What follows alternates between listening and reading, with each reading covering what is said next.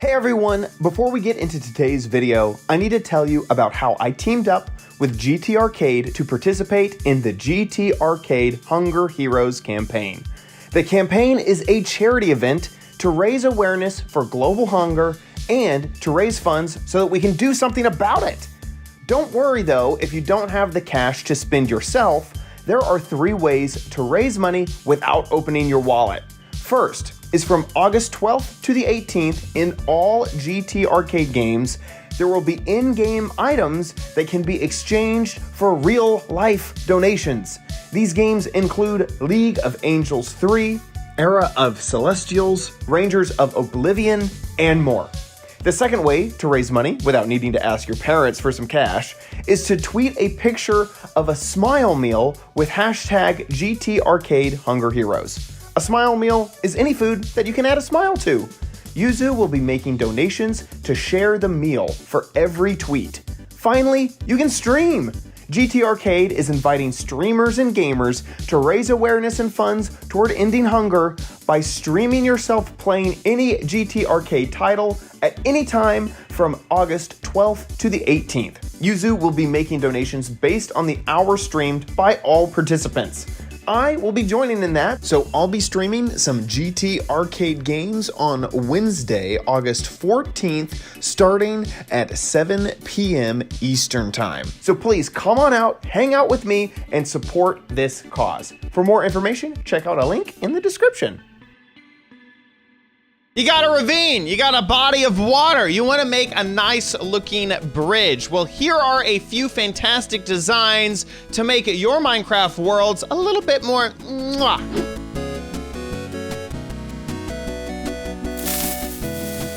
Here we are inside of Minecraft, and these are all the bridge designs that we are going to be looking at today. Before we get started, I want to credit this is Matt MC12 for this design, and then over here is Soiled Rat for this design.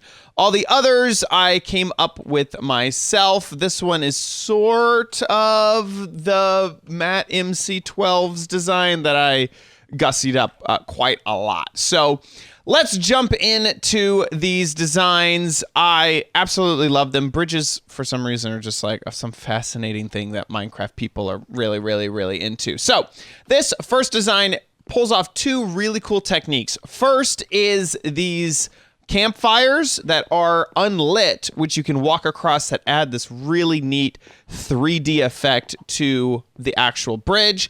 And then second is these leads, which create a really cool handhold design, some type of railing for your bridge, but really it's just all for looks because you could just fall right off the side. But I really like both of these techniques. So in order to build it yourself, you are going to need some trapdoors. You'll need exactly 8 trapdoors. You'll need 8 spruce fences, or really any fence, whatever type of wood you want to make it out of. You'll need 2 slabs. You'll need 5 campfires. You'll need 4 leads, and whatever animal that you want to trap inside of the bottom here. We got parrots and we got chickens over here. I will say, I'm gonna get into the animals for a little bit more a little bit later, okay? So let's start off with building. There is one constraint, I should say, with this design. Any of the designs that use leads, the animals have to be within 7 blocks or 5 void blocks of the fence. I've sometimes been able to push it to 6 blocks in between, and so that would be 8 blocks from the animal to the fence, but not all the time, and it's kind of annoying if it works sometimes and doesn't work other times. So as you can see, this bridge is only 5 blocks wide with the void underneath, and then it's 7 blocks total if you include the shoreline here. By the way, all of my designs can be made with water, and we'll get into that a little bit more with this design specifically. So to start off, go ahead and put down your spruce slab over here. And if you can reach, or if it happens to be water that you could just swim across, go ahead and put your slab down on the other side. Now take your campfires and place them down as well. There's a little detail you should know is that you always place your campfire down and the top logs will always be across your vision, sort of horizontally. If you place it down and then you turn your vision, well, these look sort of like vertical. So if you were to try to place your bridge in, this orientation right here, you would end up creating almost like a train track look with your fires. I'm going to go ahead and put these out. This is the difference that I'm talking about. You can see that top log sort of creates a trough or a train track versus over here where we have more of steps. So make sure that you place your fires down looking in the direction that you want them to go, or you want to walk across the bridge. Once you have them down, you need to put them out. And there's two techniques to do that. Either you can make yourself some splash water bottles. This requires just a bottle, fill it with water, and then add gunpowder in a brewing table. Or if you don't have that many resources, like maybe you don't have a ton of glass yet, you can also just take a water bucket and waterlog the block, and then take an empty bucket and pull the water out. So either way works. Definitely the splash water will act a lot faster if you happen to have a lot of splash water bottles around. Now you have your bridge made and you can walk easily from one side to the other. Go ahead and destroy some cavities for animals to live, and you're going to take your trapdoors and just place them on the top. Be aware that I'm also orienting the trapdoors so that the little lines are that way, but you could really do however you want. Next, add another trapdoor to the front, holding down shift so we don't accidentally close the top trapdoor. And there you go. Now you have a chamber for your animal.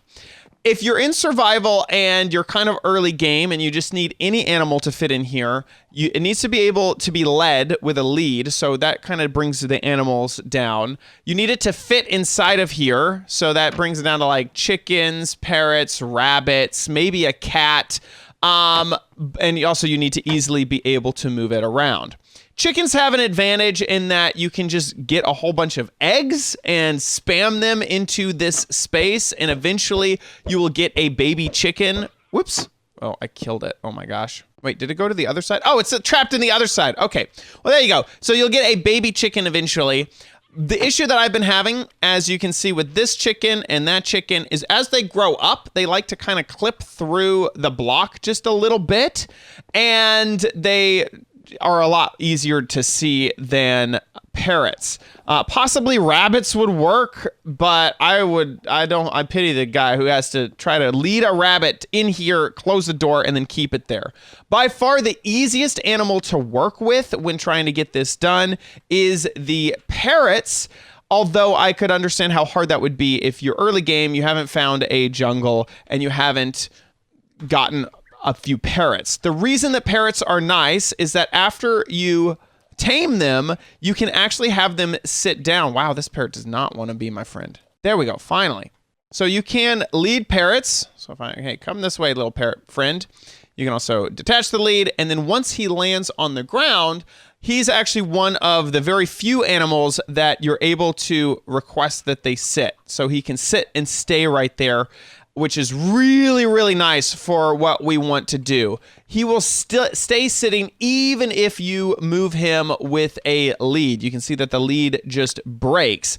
Also, while he is sitting, I can easily push him around to get inside of that hole, which you can't really do with chickens. They kind of have a mind of their own.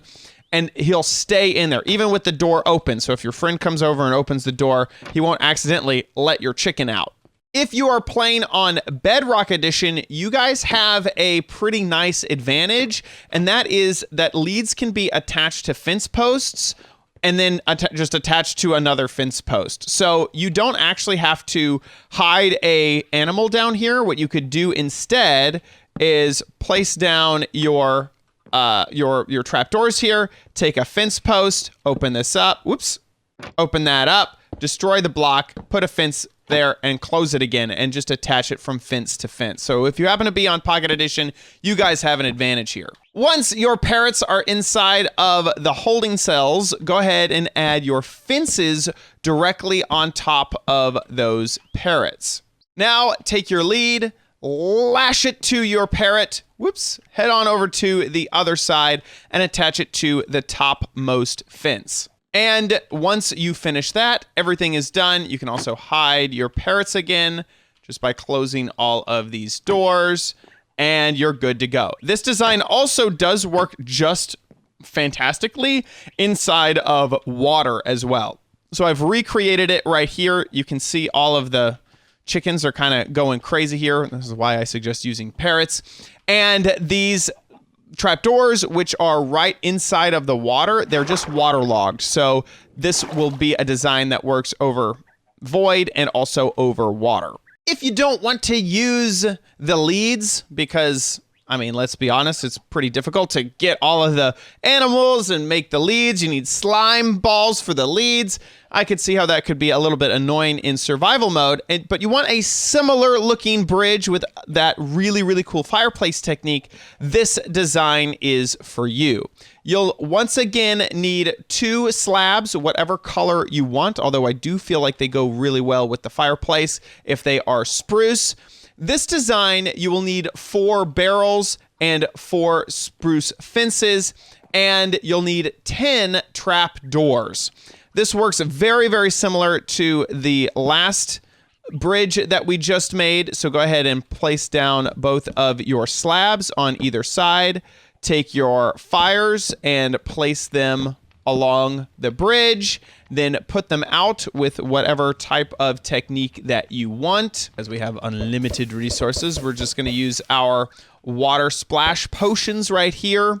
Now you can place a barrel, and I like the barrel to be upwards, just like that, not downwards like that. So if you can, just make sure that the barrel is up and it adds those really cool sort of iron rings around the entire texture. Now you're going to add your spruce trapdoors. So you're just going to look at that fire and place it down. And this will orient whatever face you're clicking. So you can get them all to be exactly the same as long as you don't accidentally do something like clicking this one and then your thing is gonna, don't want that. So make sure you're clicking the fire every single time, and then that will place all of your trapdoors, and then just bring them up, and that way you have a nice railing so that you don't accidentally fall off of your bridge. Finally, take your fences and put them into the top of all the barrels, and you have a very similar bridge that doesn't require all the leads and the animals. Now, like I mentioned, this bridge does have the limit of only 5 blocks, but you can push that limit to 11 blocks if you use this design. And all this is doing is taking that 1, 2, 3, 4, 5 blocks. Actually, we could push this two blocks larger. You need 5 void, remember, and this is only using 4 right here in how I made this. And then you can attach it to your fence, and then you can keep it going. You can also, if you really hate looking at all these chickens here, as they're still babies, you can place a block. Whoops, no, don't do that. You can place a block above the chickens and make a design that looks really, really nice depending on how you want it. This doesn't look quite as impressive, but you could add some extra blocks to make it look very nice. And I like the addition of the lanterns on the top of this bridge design. This next design is one of my own creation, and it's more of a rope bridge, but without any of the rope stuff. So this one, you can extend it as large as you want. This one, it happens to be 5 blocks across, 7 blocks total, and you'll need 5 of this. Actually, you'll need 9 slabs. You'll need 4 mossy cobblestone. You'll need 4 torches, and you'll need 10 gates. You'll also need 2 spruce logs that you can strip once you put into the ground. Finally, you will need a few temporary blocks. So I'm going to actually start with the temporary blocks here. This is where the bridge will eventually be. You don't need to do two sides of temporary blocks, but I'm just going to because I can. So let's start off with the spruce log. You're going to place one there and place one there. Then you're going to take your mossy cobblestone and place them on either side. Now your slabs are going to go up, down, down, down, up, just like this. And once again, it can be extended as long as you want. And then take your spruce fence gates and attach them to the bottom of your temporary blocks. You can see why I have them on either side. And then go ahead and just break out your temporary blocks. Finally, take your axe, hopefully a diamond axe. No, it can be any axe. And then you're gonna go ahead and strip these logs down here. Then take your torches, place them on either side of the bridge, and finally take your remaining slabs and place them on top of the mossy cobblestone to sort of tie it all together. And now you have this little rope bridge-like bridge. Next, I felt like we needed some stone bridges in here. We have a whole bunch of wooden varieties, so I decided to design a stone type of bridge. You're going to need 4 blocks of super smooth stone, also known as smooth stone in the game, 4 blocks of chiseled stone bricks, and you can use the stone cutter in order to get those blocks. Then you will need 10 andesite walls, and you will need, 15 polished diorite slabs. Actually, scratch that, make that 17 diorite slabs, and 4 lanterns. So how we're going to go ahead and build this is we're going to start off with our smooth stone. Why not go ahead and just toss the normal stuff, the chiseled stone bricks on that.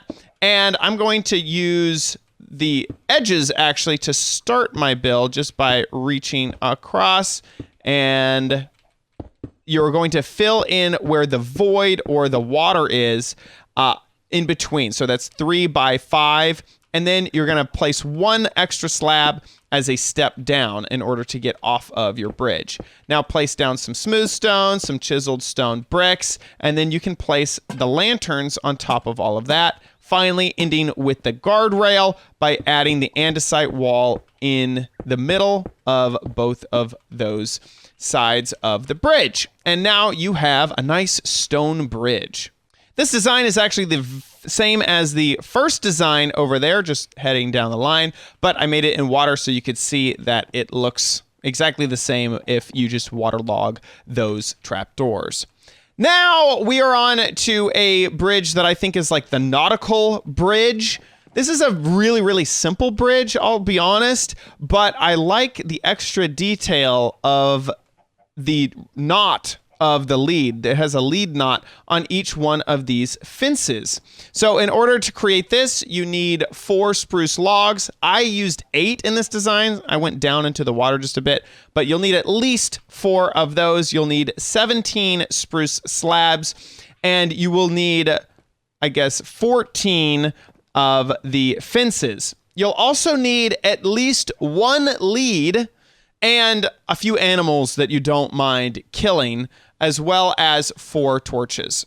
So in order to start off with this build, I'm going to go ahead and just throw down my logs on either side of where I'm going to build this. Let's place down our slabs to walk up onto the bridge, and then we can add our remaining 15 slabs to either side. Then take your fence and add it along the top as well. And this is where things get interesting right after we place the torches down.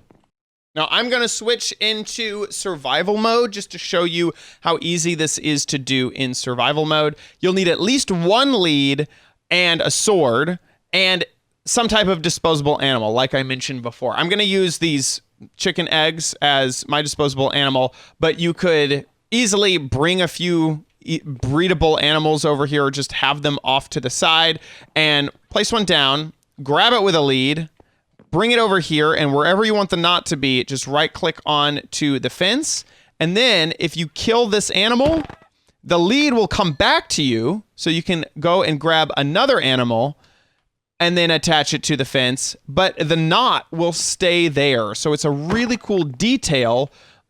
So let's just say I had a whole bunch of chickens. Grab 1 chicken, come with me, attach him here, go ahead and kill him, and then go grab another chicken with the exact same lead. So this uses really only one lead, which is incredible. It's a really nice to be able to get this cool detail with a ton of leads, but you're actually not using any leads at all, and you get to actually use it after you're finished with the build. So if you only have one around because you don't have much slime, this is really simple to do. Okay, and this should be my last chicken. Add him to the bridge, and there you go. You should note that this is a little bit of a fragile design. If anybody comes over here and punches I remember I'm in survival, not in creative right now. So if they punch the bridge, then the lead will disappear. And even if they take an egg and hit that lead, there you go, it'll break just like that too. Bows and arrows will do the same thing. They will remove that lead off of the post. So this is a little bit fragile. It's pretty simple to get back if you just have some animals around. You may not even have to corral extra animals if you're building this in survival. There may just be enough around that you can just kill. And there you have it, my bridge designs. Thanks so much for watching this video. If you want to catch future videos, make sure that you subscribe to the channel. Also, please leave a like. It really helps the channel if you leave a like on this video, and leave your comments down below letting me know your thoughts. See you next time on OMGcraft. Bye.